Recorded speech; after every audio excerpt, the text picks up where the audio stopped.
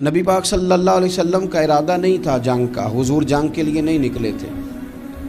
قریش اس طرح کرتے تھے کہ مسلمانوں کے قافلے لوٹ لیتے تھے، لوٹ مار کرتے کرتے مدینے کی سرحد تک وہ آ جایا کرتے تھے۔ ایک قافلہ ابو سفیان لے کے جا رہے تھے تجارت کے لیے، تو اس میں سارے کافروں کا مال شامل تھا۔ ایک قافلہ جایا کرتا تھا، سارے اپنا اپنا مال شامل کر دیتے تھے۔ تو جو کہ یہ مسلمانوں کو ستاتے تھے، تو آج حضور علیہ السلام نے ارادہ کرم کیا کہ ان کے قافلے کو ہم نے بھی روکنا ہے، تاکہ ان کو اس بات کا احساس ہو کہ اس طرح نہیں کرنا چاہیے۔ اس قافلے کے لیے نبی پاک صلی اللہ تعالی علیہ وسلم نکلے، جنگ کا تو ارادہ نہیں تھا۔ 313 لوگ حضور کے ساتھ تھے، اور سواریوں کی تعداد اس طرح کی تھی کہ بعض اوقات ایک ایک سواری پر 3 لوگ سوار تھے، تو 2 آدمی سوار ہوتے تھے، تیسرا پیدل چلتا تھا۔ اور قربان جائیں، حضور علیہ السلام کی مساوات کا یہ عالم تھا کہ نبی پاک تھے، حضرت مولا علی تھے اور جناب زید تھے۔ 2 سوار ہوتے تھے، ایک پیدل چلتا تھا۔ جب 2 غلاموں کے سوار ہونے کی باری تھی، آقا کے پیدل چلنے کی باری تھی، تو حضرت علی نے اور جناب زید نے عرض کی، حضور آپ بیٹھ جائیں، ہم پیدل چلتے ہیں۔ حضور فرمانے لگے، نہ تمہارے اندر طاقت زیادہ ہے اور نہ تمہیں ثواب کی ضرورت زیادہ ہے۔ مجھے اللہ نے طاقت بھی زیادہ دی ہے اور میں ثواب سے بھی مستغنی نہیں ہوں، لہذا تم اگر پیدل چل سکتے ہو تو میں بھی پیدل چلوں گا میں بھی پیدل۔ یہ چیز مساوات پیدا کرتی۔ حضور اس طرح جا رہے تھے۔ ابو سفیان بڑے تیز آدمی تھے۔ جب پتہ چلا نا کہ مسلمان حملے کے ارادے سے آ رہے ہیں، تو ایک بندہ جلدی سے دوڑایا، مکے جا کے بتاؤ تم سب کا مال میرے پاس ہے۔ تو مسلمانوں نے حملہ کر دیا۔ خود اس طرح کیا کہ جس رستے سے وہ جا رہے تھے وہ رستہ بدل کے رستہ کوئی اور اختیار کر لیا۔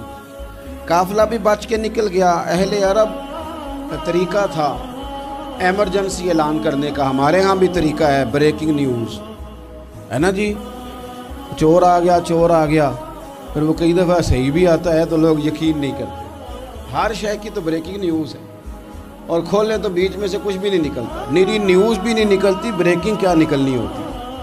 اس لیے میں کہتا ہوں کہ میڈیا کی ہر بات کو تسلیم نہ کر لیا کریں، سوشل میڈیا پہ چلنے والی ہر خبر کو نہ مان لیا کریں۔ یہاں تو اتنا عجیب حال ہے، ہمارے ایک بزرگ عالم دین ہے، بیچارے پچھلے دنوں وضاحت دے رہے تھے، خود بیٹھ کے کہہ رہے تھے وہ میں زندہ ہوں بھائی، کسی نے میڈیا پہ خبر دے دی کہ میں فوت ہو گیا ہوں۔ وہ کہہ رہے تھے مہربانی کرو مجھے سونے دو، سارا دن ٹیلی فون آتے ہیں اور لوگ مجھے ہی فون کر کے میری ہی تعزیت کا پوچھنے لگ جاتے ہیں۔ تو اس طرح نہ کریں، کیا صرف تھوڑا سا میڈیا چلانے کے لیے جھوٹ بولا جائے گا؟ بہرحال انہوں نے جو بندہ بھیجا تو بریکنگ نیوز کا وہاں بھی ایک طریقہ تھا۔ اونٹ کے کان ناک کاٹ دیتے تھے، اپنے کپڑے پھاڑ لیتے تھے۔ اب اونٹ بڑے زور سے چلاتا تھا، جب اس کا ناک کٹ جاتا تھا، اونٹ چلاتا تو لوگ گھروں سے نکل آتے۔ اب وہ جو بندہ ابو سفیان نے بھیجا تھا، اس نے جا کے اپنے اونٹ کے ناک کان کاٹ دیے۔ لوگ دوڑے، باہر نکلے، پوچھا کیا ہوا، تو اس نے کہا نکلو تمہارا تو مال سارا لوٹنے لگے مسلمان۔ وہ ابو سفیان بچ کے نکل گئے تھے، انہوں نے پیغام بھی دیا کہ میں بچ کے آ گیا ہوں، اب آنے کی ضرورت نہیں۔ لیکن انسان کو جو چیز سب سے زیادہ پستی میں لے جاتی ہے وہ اس کا تکبر ہوتا ہے۔ تو مینوں جانتا ہی نہیں، تجھے میرا پتہ ہی نہیں، کہ لے ڈوبتی ہے چیز لوگوں۔ انہیں بھی لے ڈوبی، انہوں نے کہا جی اب نہیں واپس جانا، اب چلو۔ 1000 کا لشکر، گانے بجانے والی عورتیں ساتھ، شراب کے مٹکے ساتھ، 10 اونٹ روز ذبح ہو رہے ہیں، سردار دعوتیں پکا رہے ہیں، گوشت بھونا جا رہا ہے۔ بدر میں پہنچ گئے، مسلمان بھی 313 پہنچ گئے۔ یہ ساری رات شرابیں پیتے، وہ ساری رات سجدے کرتے، یہ ناچ گانے سرور کی محفلیں سجتی اور وہ رسول پاک کی تقریر سنتے، حضور کے خطبات سے فیض یاب ہوتے۔ عمیر بن وہب کو بھیجا ابو جہل نے کہا پتہ کر کے آؤ بندے کتنے۔ اس نے جا کے کہا کہ 312 313 310 اتنے۔ کہنے لگا جنگ کیا کرنی ہے، ان کو سویرے اونٹوں کی پشتوں پہ باندھ کے لے جائیں گے، مکے جا کے دیکھیں گے کیا کرنا ہے۔ یہ تکبر ہے نا۔ تو عمیر بن وہب کہنے لگا ہیں 312 ہیں 313، میرے اندازے میں 310، لیکن ایک کا بھی واپس جانے کا ارادہ کوئی نہیں۔ میں نے جس کو بھی دیکھا ہے شہادت کی دعا مانگتے دیکھا ہے، ارادہ بڑا پکا لے کے آئے، شہادت ہے مطلوب و مقصود مومن، نہ مال غنیمت نہ کشور کشائی۔ نبی پاک صلی اللہ علیہ وسلم نے جب دیکھا نا کہ وہ تو جنگ کے لیے آن پہنچے ہیں اور ارادہ تو قافلے کا تھا، تو حضور نے صحابہ سے مشورہ کیا۔ نبی پاک علیہ الصلوۃ والسلام نے ہمیں بتایا ہے کہ چیزیں مسلط نہ کرو۔ ہم نہ اپنا مسلط کرتے ہیں، یعنی تراویح پڑھنے والا بندہ دوسروں کو بڑا گھورتا ہے کہ تو کیوں نہیں پڑھتا، بھئی تو پڑھ رہا ہے نا تو اللہ سے دعا کر یہ بھی پڑھے، لیکن اپنا مسلط نہ کر، دعوت دے، تبلیغ کر۔ نفل پڑھنے والا سب کو گناہ گار ہی سمجھنے لگ جاتا ہے، عصر کی پہلی 4 سنتے تو کیوں نہیں پڑھتا، تو کیوں؟ بھئی آپ مسلط کریں گے، آپ رائے دیں، اور رائے دے کے سائڈ پہ ہو گئے۔ مسلط کرنے کی تو اجازت نہیں، حضور کا تو حکم چل سکتا ہے نا، چلتا ہے نا، لیکن حضور نے بھی صحابہ سے پوچھا بھائی وہ تو لڑنے آ گئے ہیں، اب کیا کرنا ہے؟ تو حضرت صدیق اکبر کہنے لگے حضور کرنا وہ ہے جو آپ نے فرمانا ہے۔ حضرت عمر کہنے لگے حضور تلواروں کو تو زنگ لگ گیا ہے، اور جناب علی شیر خدا مرتضیٰ مشکل کشا غل عطا مولا کائنات فرمانے لگے حضور علی اور تلوار یہ تو رشتہ ہی بڑا پرانا ہے، تیاری کریں۔ حضور کا خیال تھا کہ انصار بھی تو بولے نا، یہ تو سب مہاجرین بول رہے ہیں۔ انصار کو جب سمجھ آئی نا کہ اشارہ ہماری طرف ہے تو حضرت سعد بن عبادہ اٹھے، کہنے لگے حضور آپ کا اشارہ ہماری جانب ہے؟ فرمایا ہاں۔ کہا یا رسول اللہ صلی اللہ علیہ وسلم خشکی پہ بھی لڑیں گے اور دریا میں بھی لڑیں گے، حضور انسانوں سے بھی لڑیں گے اور آپ حکم دیں گے تو جنوں سے بھی لڑیں گے۔ وہ بیٹھے تو حضرت مقداد اٹھے اور کمال کر دی، کہنے لگے یا رسول اللہ آپ ہم سے ارادہ پوچھ رہے ہیں؟ ہم کوئی حضرت موسیٰ کی قوم ہے جو اپنے نبی سے کہہ دیں گے آپ لڑیں اور آپ کا خدا لڑے؟ سونیا ہم آپ کے ساتھ لڑیں گے اور آپ کے قدموں پہ جانیں بھی قربان کریں گے۔ نبی کا حکم ہو تو کود جائیں ہم سمندر میں، اور جہاں کو محو کر دیں نعرہ اللہ اکبر میں۔ نہتے 313 بشر شوق شہادت میں، نکل آئے تھے میدان میں محمد کی قیادت میں۔ نہ تیغ و تیر پہ تکیہ، نہ خنجر پہ، نہ بھالے پر، بھروسہ ہے تو ایک سادی سی کالی کملی والے پر۔ نبی پاک صلی اللہ تعالیٰ علیہ وسلم نے جذبات سنے تو فرمایا چلو نہ چلیں، پر چھوٹے چھوٹے بچے واپس کر دو۔ ایک چھوٹے بچے تھے عمیر بن ابی وقاص، حضرت سعد بن ابی وقاص کے بھائی، زمین پہ لیٹ کے رونے لگے، سونے میں نے بھی جانا ہے۔ کمپیوٹر کے لیے نہیں رو رہے، موبائل کے لیے نہیں رو رہے، نئی سائیکل کے لیے نہیں، شہادت کے لیے۔ حضور میں لڑوں گا، اب مجھے لے کے تو چلیں، یا رسول اللہ میں طاقتور نکلوں گا، لے کے تو چلیں۔ ان کے آنسو دیکھ کے حضور نے فرمایا لے چلو نا ساتھ۔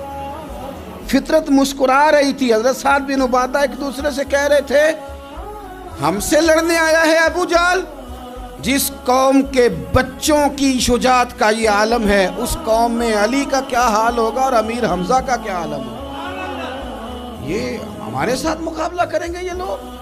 اور چھوٹے اتنے تھے، حضرت عمیر کے تلوار اپنے ہاتھوں سے اپنے گلے میں نہیں لٹکا سکتے تھے، وہ بڑے بھائی نے لٹکائی۔ میدان میں نکلے، حضور علیہ الصلوۃ والسلام نے تقریر کی، فرمایا تمہیں پتہ ہے تم کس جنت کی جانب جا رہے ہو؟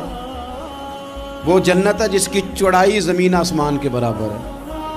حضرت عمیر بن حمام انصاری ایک صحابی تھے، جب کریم نے فرمایا نا جنت کی چوڑائی، کسی چیز کی لمبائی زیادہ ہوتی ہے چوڑائی کم ہوتی ہے، جب فرمایا نا کہ چوڑائی زمین آسمان کے برابر ہے تو حضرت عمیر بولے، کہنے لگے واہ واہ واہ واہ واہ، کھجوریں کھا رہے تھے۔ حضور نے فرمایا تو بڑی واہ واہ کر رہا ہے، کہ سونیا اتنی جنت پیاری ہے تو ہم دور کیوں ہیں، یہ دینا ذرا تلوار۔ جلدی سے میدان میں نکلے، اللہ نے انہیں شہادت عطا فرمائی۔ رات ساری وہ مست رہے شراب کے نشے میں، اور حضور ساری رات مصلی پہ رہے، ساری رات دعائیں مانگی۔ پتہ کیا کہا؟ اے اللہ یہ میری کل کمائی تھی 313 جو میں لے کے آ گیا ہوں، اگر یہ ہلاک ہو گئے تو قیامت تک کون تیری عبادت کرے گا، ان کی مدد فرما۔ اور ایک رات پہلے صفیں بھی سیدھی کرائیں، بلکہ صفیں سیدھی کراتے حضرت سواد کے پیٹ پہ چھڑی لگ گئی تو انہوں نے کہا حضور بدلا دیں۔ حضور نے کپڑا ہٹایا تو انہوں نے وجود چومنا شروع کر دیا۔ حضور نے ہمیں سبق دیا کہ صفیں بھی سیدھی کرانی ہے اور دعائیں بھی کرانی ہیں، صف بھی سیدھی ہو، مصلی بھی آباد، دونوں کام کرنے، اور پھر توکل ہو، پھر تمہارا دل جمے کہ انشاءاللہ فتح اللہ مسلمانوں کو دے گا، رونے نہ رویا کرو، معیشت کے، معاشرت کے، غریبی کے، تنگ دستی کے، فقیری کے رونے نہ رو، اللہ کی مدد کو آواز دو۔ ہم نے وہ لوگ بھی دیکھے ہیں بیچارے جو نہ اسلامی معیشت پہ بات کرتے ہیں، نہ معاشرت پہ، نہ اخلاقیات پہ، اور جب بھی بات کریں گے کہیں گے حضور کو تو علم ہی کوئی نہیں تھا، قاری کچھ نہیں سکتے، مجبور محض تھے معاذ اللہ، یہ تقریریں کریں گے۔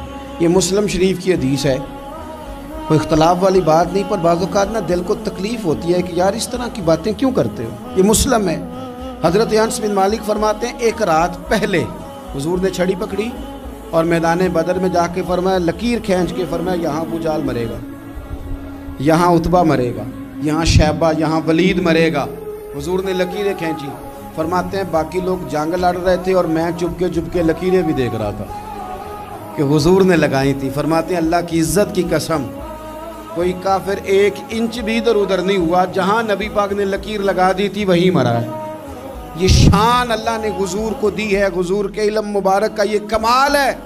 نہ اس طرح کی باتیں کریں جس سے امت تقسیم ہو۔ سویرے جنگ شروع ہوئی، صبح 3 کافر میدان میں نکلے، عتبہ، شیبہ اور ولید، 3 انصاری مسلمانوں کی جانب سے مقابلے میں نکلے، لیکن وہ تکبر جو ہوتا ہے نا وہ جان چھوڑتا نہیں۔ تو ولید کہنے لگا، عتبہ شیبہ کہنے لگے ہم نے نہیں ان سے لڑنا، یہ تو ہمارے پائے کے ہی نہیں، کوئی قریش میں سے بھیجو، قریش میں سے۔ آپ نے کون سا ناراض ہونا ہے، ویسے چودھریوں کے بچے، سیٹھوں کے بچے کچھ بھی نہیں کر پاتے، کیونکہ ساری زندگی لوگ چودھری صاحب کہہ کے دماغ ہی نہیں ٹھیک ہونے دیتے، وہ رہ جاتا ہے کام سے ہی۔ میرے حضرت صاحب فرمایا کرتے تھے، میرے استاد جی، کسی گھر میں علم چلا جائے تو کئی دفعہ نکل آتا ہے، لیکن کسی گھر میں پیری مریدی چلی جائے وہ نہیں نکلتی، کیونکہ پیر کا بیٹا جس طرح کا بھی ہو لوگ پیر مان ہی لیتے ہیں۔ اور اسی طرح کسی گھر میں چودراہٹ چلی جائے تو وہ بھی باہر نہیں آتی۔ بچوں کو لوگ چودھری کہہ دیتے ہیں، وہ اس بیچارے کا بھی دماغ خراب ہوتا ہے، کچھ کر ہی نہیں پاتا۔ یہ چودراہٹ ہر جگہ مصیبت کھڑی کرتی ہے الا ماشاءاللہ۔ ولید کہنے لگا ہم نے نہیں لڑنا، یہ ہمارے پائے کے بندے پہ جو انصاریوں سے لڑے۔ تو فطرت مسکرا کے کہہ رہی تھی لگتا ہے تمہارا جلدی مرنے کا ارادہ ہے، ٹھیک ہے۔ پھر نبی کریم نے فرمایا ٹھیک ہو گیا، چلو۔ ابو عبیدہ بن جراح اٹھے، حضرت عبیدہ اٹھے، حضور نے فرمایا اب اللہ کا شہر امیر حمزہ اٹھے، حضرت امیر حمزہ اٹھے۔ تیسرے نمبر پہ حضور نے فرمایا یا علی کم، علی اٹھنا جار ذرا نکلنا میدان میں۔ دیواریں ہلتی رہتی ہیں اور در کانپ جاتا ہے، علی کا نام سن کے اب بھی خیبر کانپ جاتا ہے۔ حضرت علی شیر خدا رضی اللہ تعالیٰ مولا کائنات اٹھے، حضرت امیر حمزہ اٹھے، حضرت عبیدہ اٹھے، عتبہ کے مقابلے میں گئے، حضرت امیر حمزہ قتل کیا اپنے دشمن کو۔ شیبہ کے مقابلے میں گئے حضرت عبیدہ، لیکن حضرت عبیدہ بوڑھے تھے، اس نے ان پہ حملہ کیا، ان کا پیر کاٹ دیا۔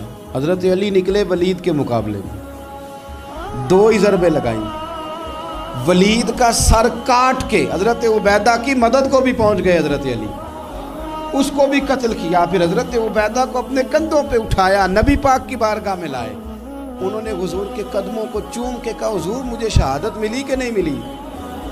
نبی پاک نے فرمایا رب نے تمہیں شہادت کا درجہ دے دیا۔ اب میدان میں جہاد شروع ہوا، لڑائی شروع ہوئی، لوگ نکلے۔ حضرت زبیر بن عوام بھی برچھی لے کے، ایک کافر نکلا، آس اس کا نام تھا، وہ سارا لوہے کا لباس پہن کے آ گیا، صرف آنکھیں نظر آ رہی، بڑے مسلمانوں کو زخمی کر رہا تھا، اب کیسے لڑیں اس کے خلاف؟ تو حضرت زبیر بن عوام کے ہاتھ میں برچھی تھی، بس آنکھیں نظر، اتنی زور سے اللہ اکبر کہہ کے برچھی ماری نا کہ اس کا آپ نے گلا ہی کاٹ کے رکھ دیا، ہر چیز اس کے دماغ سے باہر نکل آئی، زمین پہ تڑپا۔ وہ برچھی اتنی پسند آئی نبی پاک کو، حضور کو صرف تسبیح پسند نہیں آتی، برچھی بھی پسند آتی، حضور کو صرف تلاوت والا مومن نہیں، جہاد والا بھی پسند آتا ہے۔ اصل پتہ مسئلہ کیا ہے کہ مسلمان نا ایک چیز دیتے ہیں پھر اسی کا شکار اور دوسری کو چھوڑ دیتے ہیں۔ دین ہمہ پہلو ہے، آپ سجدے کی بات بھی کریں، جہاد کی بھی کریں، دونوں دین ہیں۔ اور یہ یاد رکھیں کہ اسی سے مسلمان مضبوط ہوتا ہے۔ حضور کو برچھی اتنی پسند آئی کہ آپ کو بخاری میں ملے گا، نبی پاک نے برچھی لے کے بطور یادگار کے اپنے پاس رکھ لی، پھر وہ برچی حضرت صدیق اکبر کے پاس رہی، پھر وہ برچی حضرت عمر کے پاس رہی، پھر حضرت عثمان کے پاس رہی، پھر مولا علی کے پاس رہی۔ میں ان لوگوں کو کیا کہوں جنہوں نے مکے مدینے میں نبی پاک کی یادیں مٹا دی ہیں۔ سونے نے تو صحابہ کی یادگار تلواریں بھی سنبھال کے رکھی، اور تم نے حضور نے جس کنویں سے پانی پیا تھا وہ کنواں ختم کر دیا، تم نے جہاں حضور نے غسل کیا تھا وہ جگہ ختم کر دی۔ کیا بات کرتے ہو صاحب، وہ جگہیں تو ہمارے لیے چومنے کے لائق تھی اور آنے والی نسل کو وہاں عقیدت کے پھول برسانے تھے۔ تم نے کیا سلوک کیا؟ جنگ آگے بڑھی، تلواریں چمکی، 2 چھوٹے بچے۔ او نوجوانوں، خدا را واپس لوٹو اپنے دین کی طرف۔ 2 چھوٹے بچے، اور یہ اس طرح کے لفظ ہیں، مجھے کیا لینے دو وہ دیسی تھے، مجھے کیا لینے دو پینڈو تھے۔ وہ 2 بچے آ کے حضرت عبد الرحمن ابن عوف سے پوچھتے ہیں، کہتے ہیں چاچا جی ابو جہل کدھر ہے؟ یہ لفظ ہیں حدیث میں، چاچا جی، چاچو کدھر ہے ابو جہل؟ تو کہتے ہیں میں نے ہاسکے کا پتر، تم نے کیا کہنا ہے؟ تو چھوٹے والے کو باتیں بھی صحیح نہیں کرنے آتی تھی، کہنے لگا چاچا اسے مارنا ہے۔ کہا کیوں مارنا ہے؟ کہا اس لیے کہ ہم نے سنا ہے وہ ہمارے نبی کو برا کہتا ہے معاذ اللہ۔ کہا تم اگر نام مار سکے تو چھوٹا کہہ رہا ہے، کہتا نام مار سکے تو مریں گے تو صحیح نا حضور کے نام پہ۔ حفیظ جلندری کہتے ہیں وہ کہہ رہا تھا مریں گے یا ماریں گے اس ناری کو، سنا ہے گالیاں دیتا ہے وہ محبوب باری کو، معاذ اللہ حضور کو برا کہتا ہے۔ میدان میں آئے دونوں، زور زور سے تلواریں ماری، گھوڑے سے گرا لیا ابو جہل۔ حضرت معاذ جو تھے بڑے والے، ان کا بازو کٹ گیا، تھوڑا سا گوشت سا لٹک رہا تھا۔ یہ نرم و نازک بچے ہمارے، یہ میدانوں میں کام کریں گے؟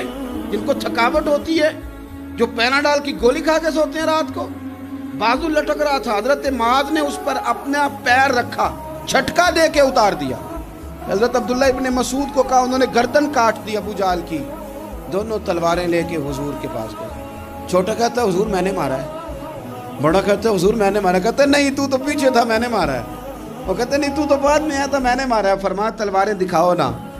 جب تلواریں دکھائیں تو حضور فرمانے لگے تم دونوں نہیں مارا ہے، برابر کا ثواب ہے۔ جس کا بازو کٹا تھا کریم رسول نے فرمایا ادھر لا نا بازو۔ وہ بازو لائے، حضور نے اسی جگہ رکھ کے نا دوبارہ لعاب دہن لگایا۔ حضرت معاذ حضرت عثمان غنی کے زمانے تک موجود رہے۔